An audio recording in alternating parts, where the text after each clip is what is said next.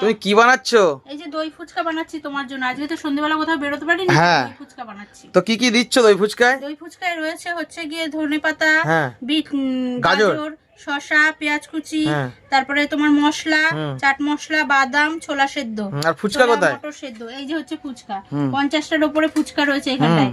দই আছে, কিষানের সস আছে, এদিকে বাবা এক বয়ম চানাচুর। চানাচুর। আচ্ছা এটা কি? তার সঙ্গে আলু মাখা। ও আলু মাখা, এটা কি নিয়েছো? এইটা বিট নুন দিয়ে এখন মাখবো। চলো মাখো তাহলে, আজকে খেয়ে দেখি। আরে ভালো হবে তো? একদম দোকানের মতন হবে? একদম। চলো তাহলে খেয়ে দেখি। হ্যাঁ, এবার দিয়ে দিলাম মশলা। এটা কিসের মশলা?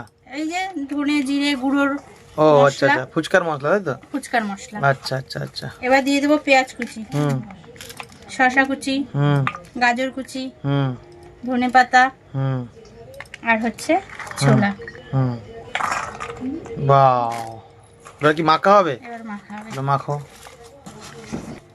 ও পাশ থেকে কি করছিস? ও বাবা, দই ফুচকা খাবার আর শুধু শুধু খাচ্ছ? খাও খাও খাও। বাবা কত ছানছো গো, ছানতেই তো আছো। এটাই তো টেস্ট। তাই? ফুচকায় এইটাই টেস্ট। আলু মাখা যদি ঠিক মতো না হয় কোনো টেস্ট আসবে না। খাও খাও। এই ফুচকা ফাটাচ্ছ? হ্যাঁ। কি দিলা এটা? আলু। এবার শসা দিয়ে দিলাম।